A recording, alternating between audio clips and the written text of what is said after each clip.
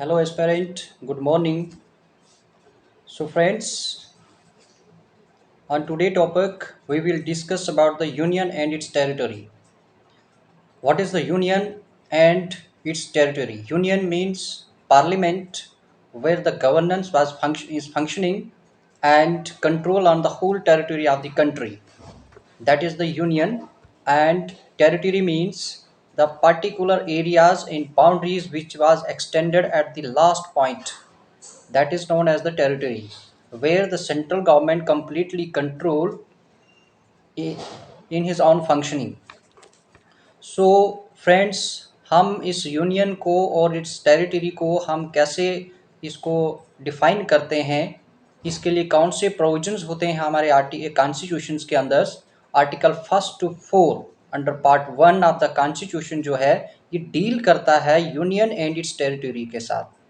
और first and four से लेकर यानी फर्स्ट आर्टिकल 1, 2 एंड 3 एंड 4, ये चारों आर्टिकल डील करते हैं union and territory. Article first describe करता है friends, my dear aspirants. So ये काफ़ी इंपॉर्टेंट एरिया है इस civil services examination point of view से कि आर्टिकल फर्स्ट क्या डिफाइन करता है। कब बहुत सारे टाइम्स में काफ़ी टाइम्स ये प्रिलिमिनरी एग्जामिनेशन में as a objective types questions asked किए जाते हैं। आर्टिकल फर्स्ट डिस्क्राइब करता है इंडिया, जिसको हम भारत कहते हैं। भारत किस आर्टिकल में डिफाइन करता है? आर्टिकल फर्स्ट में, as a union of state, not a federation of state.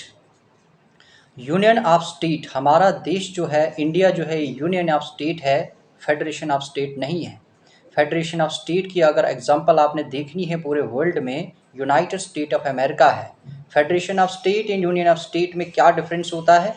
Union of state जो है कम्प्लीटली कोई भी अमेंडमेंट किसी भी स्टेट में रीऑर्गेनाइज करना है, रीएस्टैब्लिश करना है, टू चेंज और alter the boundaries of the state और to change the name of the state, ये सब union government without concerning state consent के अलावा ही करती है। बट फेडरेशन ऑफ स्टेट में ऐसा बिल्कुल नहीं होता है फ्रेंड्स।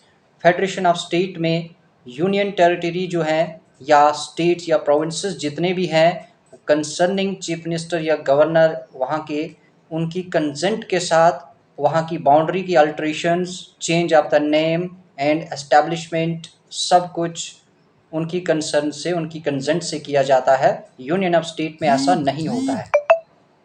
सो ये name of the country and two types of polity जो है, ये टू टाइप्स ऑफ पॉलिटी ये फेडरेशन ऑफ स्टेट में होता है, and one type of system जो है यूनियन ऑफ स्टेट में होता है, जो इंडिया में इम्प्लीमेंट है रिसेंटली इंडियन कॉन्स्टिट्यूशंस में। तो फेडरेशन ऑफ स्टेट में ये there was no unanimity in the constituent assembly with regard to the name of the country.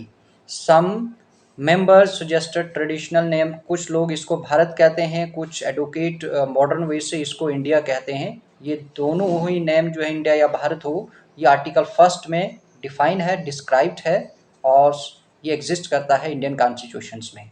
Secondly, the country is described as a union. Union means the one parliament which is set to the nervous system and control the whole territory of the country. Dr. Ambedkar was the chief architect, was the constitutions of India. ये phrase है, उन्होंने define किया है union of states का कि has been preferred to federation of state for two reasons. One, the Indian federation is not the result of an agreement among the state like the American federations.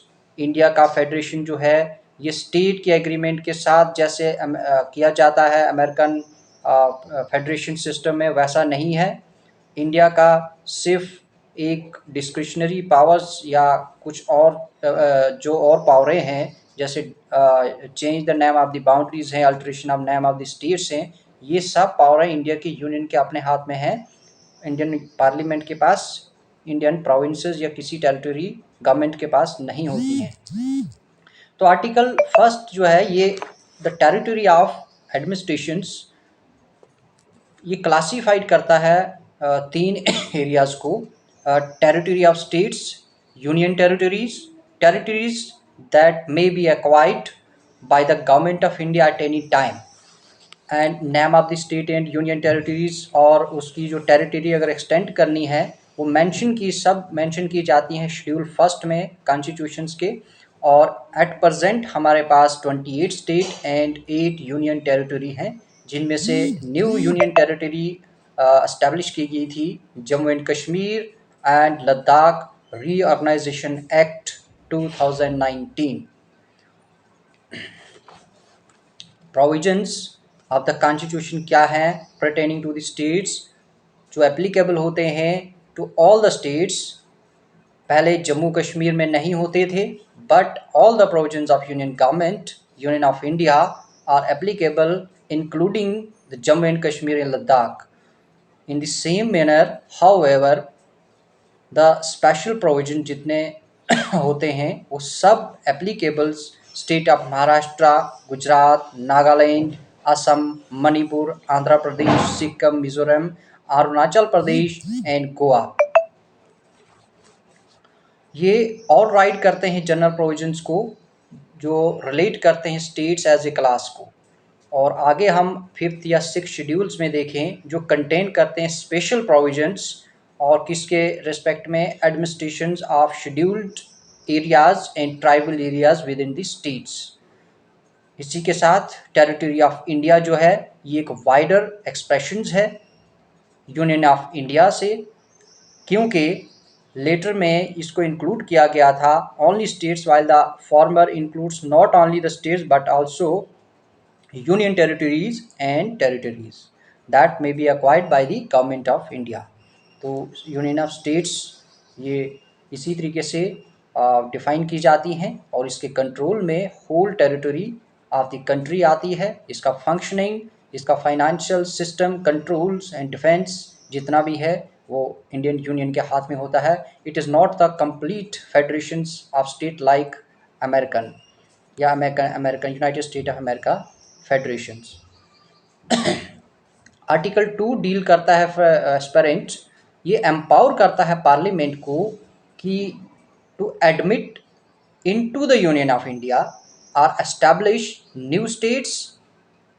कुछ terms and conditions होती हैं, उन terms and conditions को जब central government सोच समझ के इसको फिट रखती है, यानी उनके अकॉर्डिंग, सेंट्रल गवर्नमेंट के अकॉर्डिंग ये टर्म्स एंड कंडीशन जो हैं एज थिंग्स फिट बैठती हैं, तभी वो इसका न्यू एस्टेब्लिशमेंट एंड रीऑर्गेनाइज करते हैं। इसमें स्टेट गवर्नमेंट का कोई भी रोल प्ले नहीं होता है, ना ही उनका कंसेंट या कंसर्न अथॉरिटीज़ को उनकी एक्सेप्टेंस ली जाती है।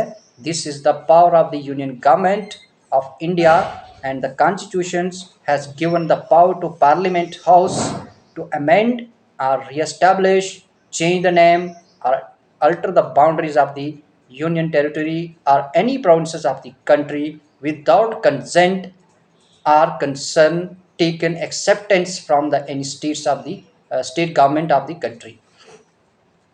सो this article 2 grants 2 powers to the parliament. अब ये दो पावर जो ग्रांट की गई हैं पार्लियामेंट को कॉन्स्टिट्यूशन द्वारा, ये क्या होती हैं aspirant?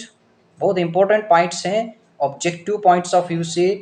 First, the power to admit into the union of India into states. The power to admit into the union of India new states.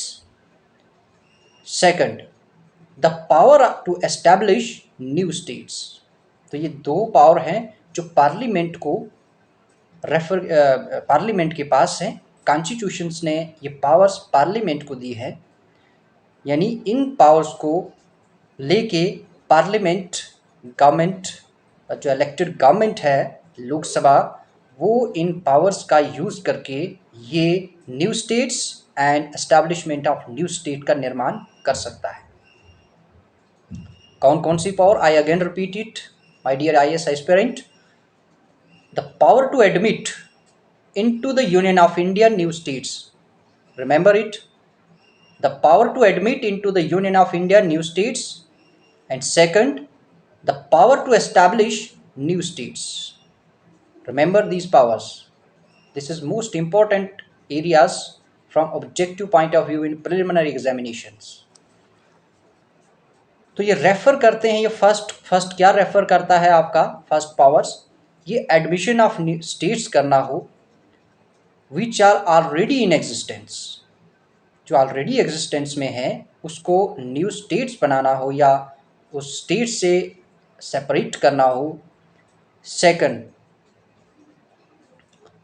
Second refer करता है establishment of states which were not in existence before, कोई भी states बनाना हो जो पहले states exist में नहीं हुआ करती है, ये भी पावर पार्लियामेंट हाउस के पास होती है और elected government in Lok Sabha can do it. इसको नोट करने वाली बात है कि आर्टिकल 2 जो है वो रिलेट्स करता है एडमिशंस और establishment of new states that are not part of a union of India.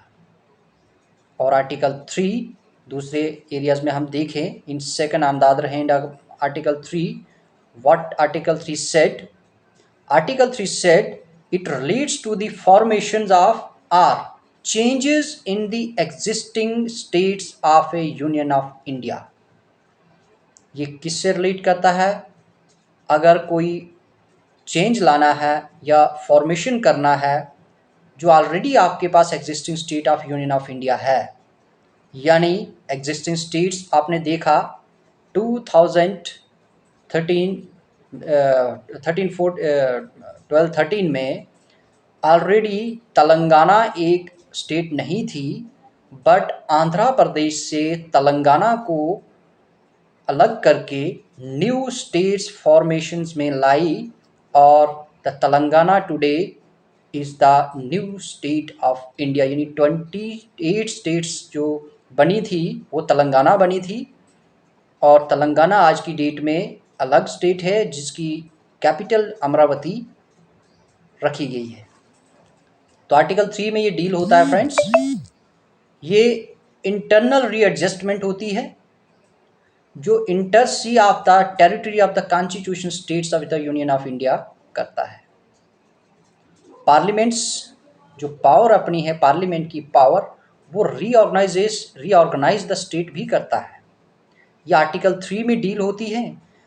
और formation of new state by separation of territory from any state or by uniting two or more states or parts of state or by uniting any territory to a part of any state. This is the power under articles imposed by the Parliament House to decrease, increase or new formation of new states, separation of territory from any states, or uniting two or more states, or separation the states to convert into the two union territories. These are the powers of the Parliament House. Second, if Parliament House as it thinks fit about the areas to increase or diminish the area of any states, or also deals with Article 3 to the Parliament House, alter the boundaries of any state and alter the name of any states. The whole powers deals with Article 3 and it is the power of the Parliament House of India which is given by the Constituent Assembly to the Parliament to Lok Sabha by people elected government of India, that is the People Republic Democratic India. Article 3, however, what says, it lays down two conditions in this regard. One, bill contemplate किया जाता है, अब कोई भी change लानी है उसके लिए एक बिल पेश किया जाता है पार्लियामेंट हाउस में, लोकसभा में। ये सब एक कंसेंटमेंट ऑफ होल पार्लियामेंटेरियंस के तहत होता है।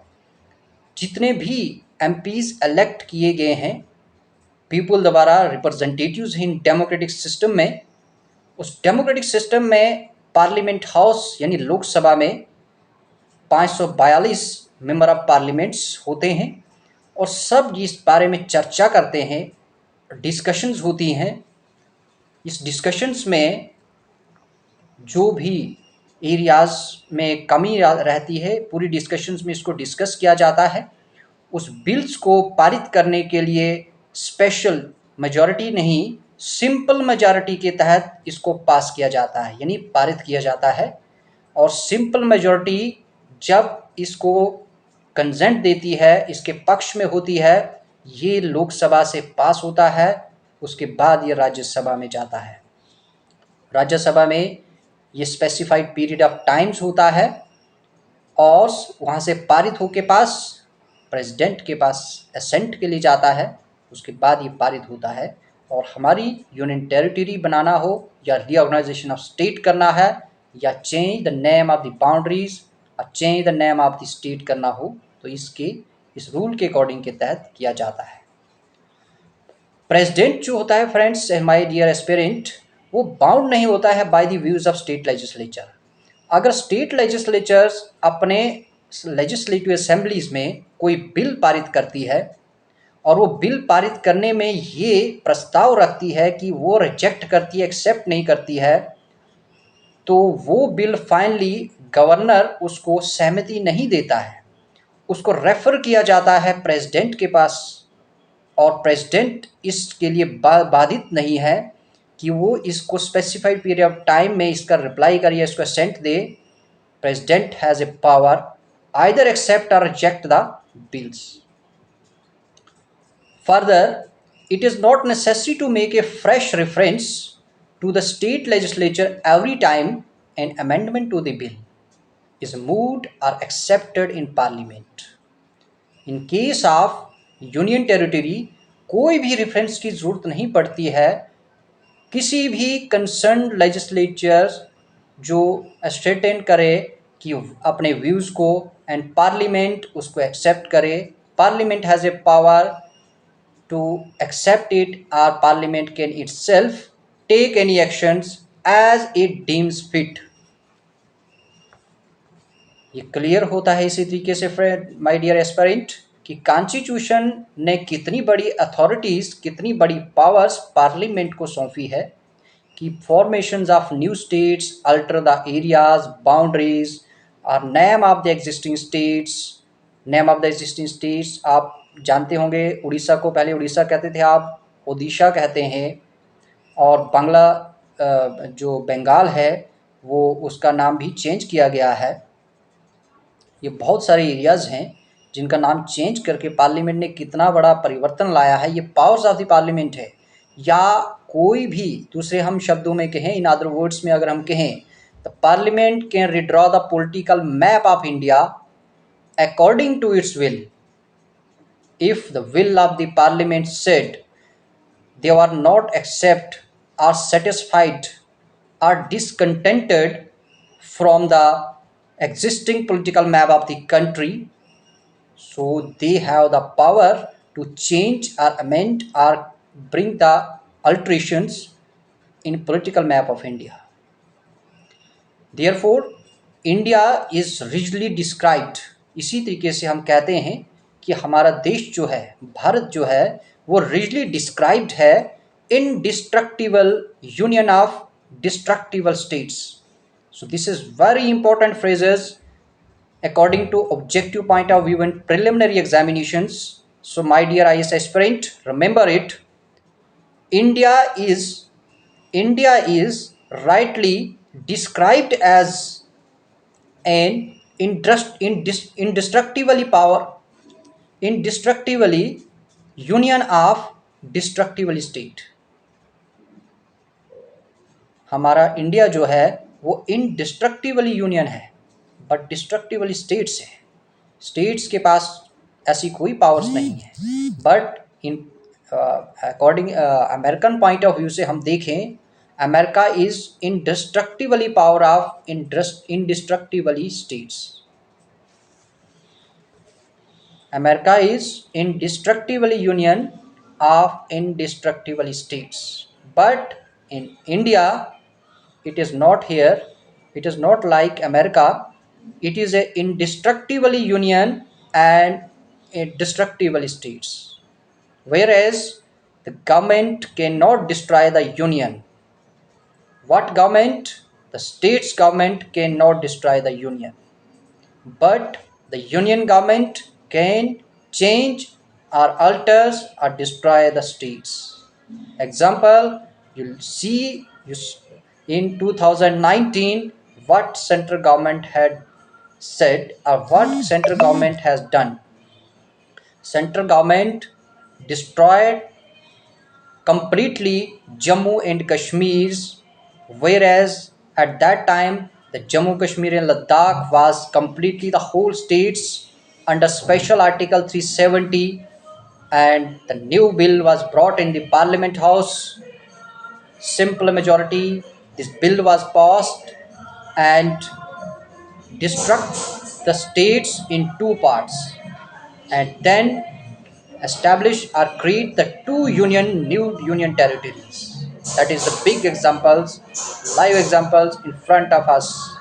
You can judge from the power of the parliaments.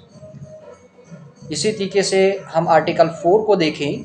Article 4 declares करता है friends, laws made for admissions और establishment of new states.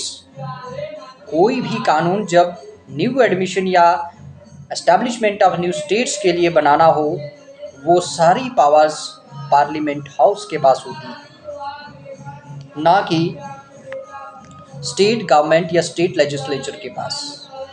Examples, reorganisation act of 2019 for Jammu and Kashmir and Ladakh.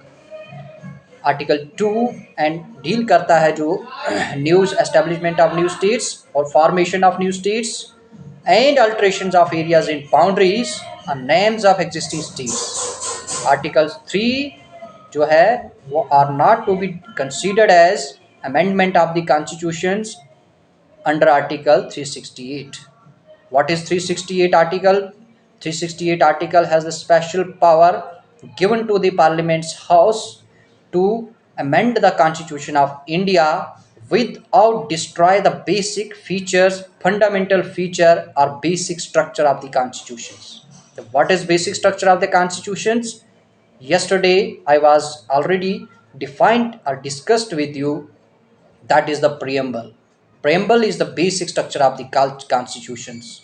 Article 21, especially personal liberty and personal life of the every citizens of the country cannot be destroyed during the amendment or another fundamental rights guaranteed by the constitutions also do not destroyed by the central government during the amendment of the constitutions, which the power was specially given by the constitution to the parliament house under article 368.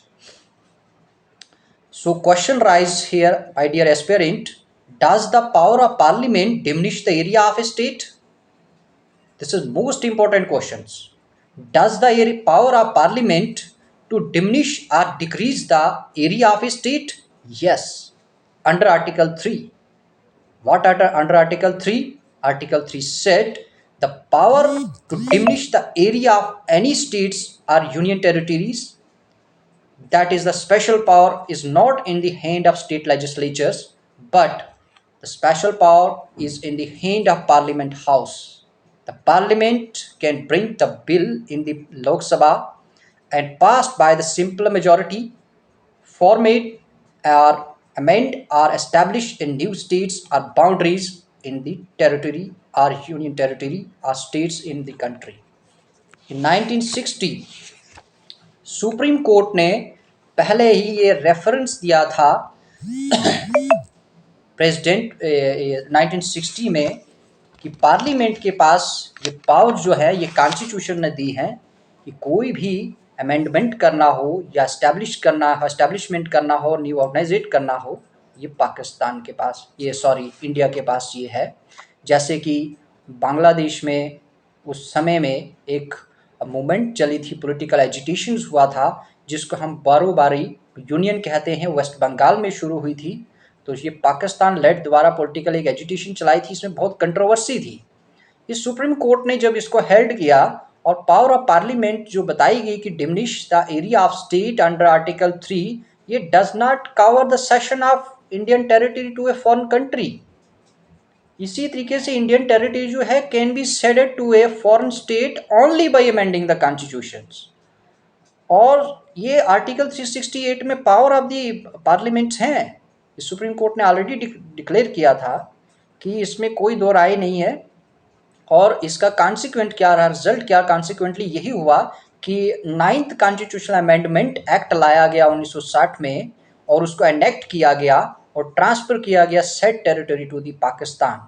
ये क्या बोलते हैं, ये powers of the parliament हो से ये parliament अगर किसी गवर्नमेंट किसी को टेरिटरी लेना चाहे या वापस वहाँ का ट्रांसफ़र करना चाहे तो ये amendment of the constitution parliaments के तहत किया जाता है। तो इवोल्यूशंस ऑफ स्टेट्स हम कल डिस्कस करेंगे फ्रेंड्स।